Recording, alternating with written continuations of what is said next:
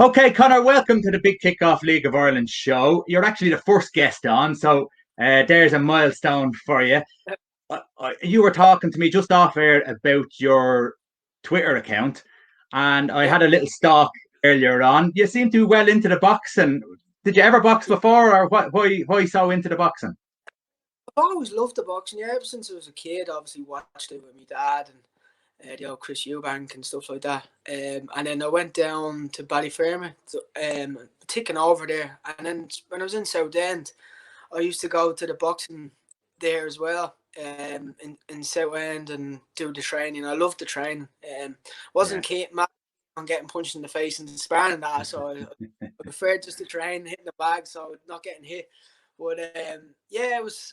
I always enjoyed it. Funny enough, I went to Thailand with my partner Laura. We were in PP Island and we went to see the Muay Thai fight. And there was a fight going on, and at the end, where all the professionals, the ref gets around and asks people if they want to get in.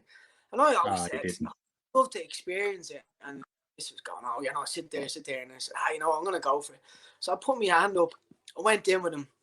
And he walks around the ring with you. Put your arm up. He looked for someone in around my height, my weight. So no one put their hand up. So I was like, oh yes, delighted, so lucky. So I sat down. About an hour later, he comes over, some fella, a bit taller than me, a French fella. And he goes, he said he'll get in the ring with you. So I couldn't back down the ends because I've been giving it the big ones. So I had to go for it. So I said, right, I'll go for it. I'm putting on all the gear, the headgear and everything. And he's saying to me, do you fight? Do you do anything? And I'm trying to scare him, saying, yeah, I do a bit of boxing. I was trying to scare me. I'm a boxer. And I was like, oh, good luck. Oh no! The second round, he hits you with a kick. Me now it starts bleeding. The ref jumps in. So I was like, get me out of here. I was a experience all the same, you know. But yeah, So you stuck to the football. not That's at all. probably the most intelligent thing it is. No, Uh, definitely not. what about Joshua Fury? That's supposed to be on this year. What do you reckon? Who do you think could come out on top on that? Well, I'm a Fury fan. I've always, even the stuff he's gone through when he's fought his teams to come back. I think it definitely will happen. I think Joshua could knock him out, or Fury could outbox him, and you never know. He stuck it on Wilder when he never thought. Everyone thought he was going to bounce around, and the second fight he marched him down and stopped him. And I think if he does that against Joshua, he could get stopped himself. So I think he'd be more on his back foot and bouncing around, trying to outscore him and outpoint him. But I hope, just hope this. Can't wait to see. I hope it happens anyway. Just hope it happens. Yeah, no, something I think everyone's looking forward to. They've been waiting for so long for this fight. So yeah, bit of luck now that happens this year. You're obviously just back from training. You've got the gear Yeah. on. How's Yeah. pre-season going for you? Yeah, it's been good. It's been really good. In fairness, I've put in a lot of mile on the road myself, running and obviously doing the 5Ks and 10Ks. But you can't beat it. Nothing's the same as the football train. You know, it's complete. No. You think you're the ball zipping around, and that's when you get the football fitness. But it's been tough, but enjoyable all the same as well. It's a great group of lads out there. I'm sure Bray Wonders are delighted to have you there. Yeah. What should Well, the fans what should the fans expect from you this year? What kind of Conor Clifford is preparing for the season this year? I'm hungry more than ever. I'm feeling fit. You're nearly 30, by the way, so you're I you're you're, know. you're creeping Yeah, over that peak. yeah, but no, I still feel like I've a lot to give. I'm still hungry, and yeah, I'm looking to really enjoy myself, and I think I'll have a good season. Yeah, I'm feeling good. I'm feeling confident, and hopefully I can chip in with a few goals and a few assists, and yeah, I'll do well. Yeah. What about pre-season with because you're with Bray Wanderers now? It's first division side. Yeah. Does it differ in any way to where you were with Derry last year when you're in a Premier League side, or is it much and muchness? No, I think the only difference is obviously where I'm training a little bit later. It's evening time, so it's a 6 o'clock start. So it's just preparing different on what times to eat and stuff like that. Like the first time, I ate a bit too close to training, and I could Yeah. feel in the warm up. Oh, the stomach was a bit. Oh, I think I need to go to the toilet here. It was a bit. But so it's just about getting the right times to eat and what to eat and the light stuff, like just a bit of porridge Yeah. before I go, not having your dinner with your mom and your dad and having your bit, So that bit was a bit caught me out at the start, but I think now I know what to be having before I go train now, something light, And it must be good to be back home because obviously up in Yeah. Derry you're far from everyone. So it must make that a little bit more comfortable to be able to drive the train and get back home. Yeah, that's the thing where just when I went up there, I seen it as a challenge and have a go and go up. And because when I moved home to be home, being around my family. But Yeah, up there, back in England again, I was living in a house up there, my own, with another lad, and it's not like you can just jump in the car and drive home. It's 3 hours. no, it's a bit of a spin. I was up there, and obviously with COVID, like you couldn't go out really, go for a coffee, meet the lads. It was just finished training, straight to your room. I couldn't go and walk, Yeah, couldn't go for a coffee, couldn't go to the cinema, couldn't do anything. So it was real. It wasn't great, up there, but it was stop start as well. So I was delighted to just finally get back here now and be around my family and the missus, and yeah. It's comfortable again. Did yeah, you last year was a strange year for Derry? Declan Devine even said that it was, especially after the break, that things didn't feel right. Uh, yeah. how do you assess Derry, I suppose, and even yourself up there last year? Yeah, obviously it's a great club. I got on really well. Decky thought the staff was brilliant. It was hard to put one thing on it. I think it was just the stop starting. I think any time we got going, it'd be a break. Then we'd have a 2 week break, and then it was just we couldn't find any consistency. And there Yeah, was a lot of lads from abroad, and I think a lot of lads were missing home, missing their family, and not being able to see their partners fly over to see them. They were just cooped up in a house and never really got that consistency in our play or off the play. So we weren't able to gel as a team. It was just like a group of individuals. Because normally off the pitch you can make bonds with players. You can go for coffee, you can chat, you can go for a game of snooker. It was just pitch, home, eat, get up, go sleep like robots. There was nothing, yeah, So it was just a weird season, to be honest. Weird, yeah. but One player, Walter Vergara, up there. I was very fond of him. What's he yeah. like up close and personal?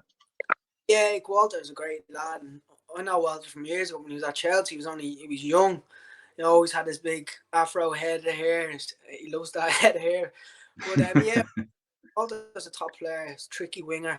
I think he can really do well in the game, and I think he'd be a massive asset to Sligo this year. And I think he'll do really well. They've recruited very well. You played Derry City in pre-season, haven't you? How did you fare? As in, how did it feel out in the pitch? Sometimes you get a good feeling of how your team is when you play a team of Yeah, a maybe a higher level, which is obviously in the Premier Division. So how did you feel that you was coped with Derry? yeah, I thought we done well. I thought we were set up well. I thought it was an evenly matched game. There was a 0-0 draw. There wasn't too many massive chances in the game. They won or two, we won or two, but there was nothing in it. There was no it wasn't a massive anyone looking in, I don't think would have thought we're a Division One team and they're the Premier team, to be honest. Yeah. No disrespect. But I think them pre-season games, it's a lot of stop starting as well, and it's making a lot of changes, and people are just trying to find their feet, find their legs as well. But it was a good game to play and I enjoyed it. How do you think, just looking back on you, because I did touch on you that you're getting close to 30, you're 29. I'm sure you don't want to keep going on about 30, but how has your game changed over your career so far? Well, obviously when I was younger, I was buzzing all over the place. That was kind of my problem when I went to England. They were saying you have to stay in your position. I was just like running all over the place, trying to get the ball off the keeper. And obviously as you grow up, you learn your body and you learn your position a bit more, and you don't have to do stupid runs. I think now I know the role I play in midfield. I'm playing the whole midfield. I know where to be, and you just learning the game and using the head a bit more now as well. And I think that's helped me a lot as well. Yeah, and you've popped up. It seems to be your trademark anyhow. You've popped up with at least a goal a season that's about 20, 25, 30 yards out. So is that something that you try to bring into your game, or is that just something that does happen now and again? You're more focused on that kind of sitting role. I think I went through a phase when I was young. The U Cup Chelsea, and I was practicing on it a lot, and I kind of went away from it a bit. I took it for granted. I thought I just I'm gonna get it, and I stopped kind of practicing it. But last few years now, I've been really doing it away from here. Even up in Savage where we train, I'll go up and I'll be hitting it at the goal and getting on my feet, different types of finishes, and it's just all about confidence. A lot of the time, you need someone to just give you that ball in around that position, and it's a touch and a hit. Not all games pan out that way. It doesn't always. You get the ball in the right position where you have that opportunity to have a strike. You know, a lot of it's luck as well sometimes. But hopefully I can chip in with 1 or 2 this year. Yeah, and of course, I have a little something here. We'll two of us have a little look at it here. This is Conor Clifford on Football Manager. Have you seen these? You must have seen these. No, I haven't. No. This year. Have you? So this is the 2020. You haven't got the 2021 version. The 2020 version. Atton there, you're disappointed in.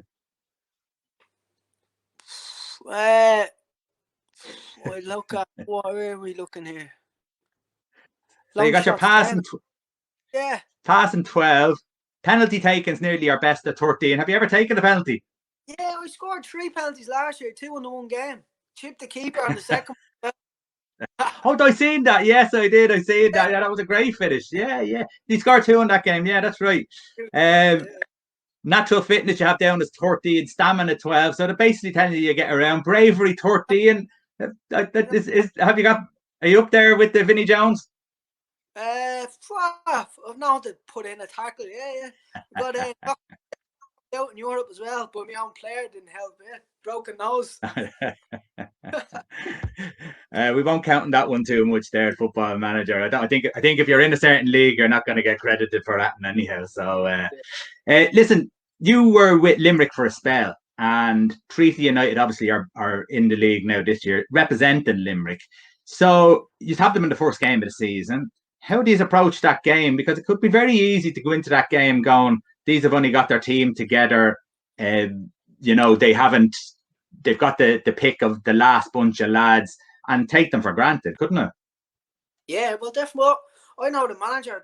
Tommy was the manager when I went there, and he's a great man, and he was a really good coach as well. So he'll have his team set up, and they'll be fit and raring to go. I'm not too sure what type of squad they have there at the minute, but knowing Tommy as the manager, he'll have them well organised and well set up, and I don't think there'll be any easy games to be. No, we talked to him on the podcast, on the Big Kickoff League of Ireland podcast he was on a few weeks ago, just before they were announced, and he hadn't got a player at all. Yeah. But I think he has got the pick of the area around. So there's going to be some good players who maybe were playing in local level who are decent. Well, a few of the results haven't been too bad. So in the pre-season, so it'll be interesting. But yeah, a game. I suppose everyone's expecting Bray to challenge now. The second last year. Unfortunate in the playoffs, I suppose. When you are talking to each other, when the manager's talking, are you just talking about promotion? Are you talking about game by game? How does he approach the season? In fairness, no one's mentioned anything yet about promotion or anything like that. We're just obviously concentrating on getting fit, concentrating on these last few pre-season games, and I think just about trying to get into a rhythm and getting a run of games together. And I was getting a good start. Obviously, it's such a cliche thing to say, but it's important to go to a good start at home, your first game, and we'll just take it from there, you know. And what about the race for the top league? Dundalk, the President's Cup is on at the weekend. There's a bit of bite between Shamrock Rovers now and Dundalk. There's a bit of snarling going on before the league even starts, which is great for everyone. You've been with Dundalk. You know what the setup is like up there. They're very unknown now this year with a lot of the players that they brought in.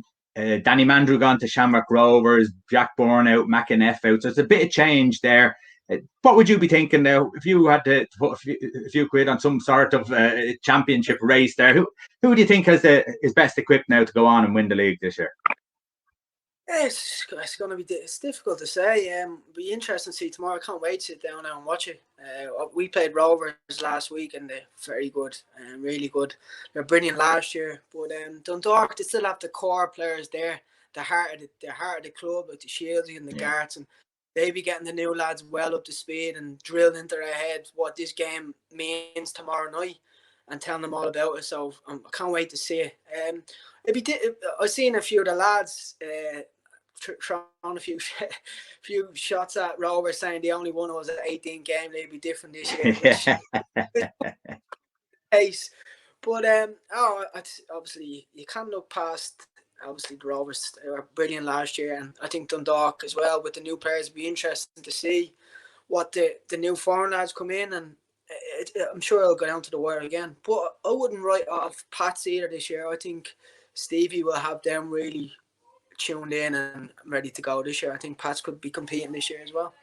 That'd be an interesting one to see if they do, because unfortunately for them, they've been kind of they haven't been playing at the level that's being expected of them. So hopefully this year that does happen for them. Has there been any other clubs who've been kind of looking your way, maybe even over the course of your career, that maybe you looked at and didn't take, and maybe you wish you kind of did? There's a few things that when I was younger, when I left Chelsea, I had a chance to go to a few clubs, and I had a agent at the time kind of chasing the money and advising me the wrong way, to be honest. And if I just listened to my dad and probably myself, things could have probably worked out a bit different, you know. But you live in your That's music to his ears, is it? yeah.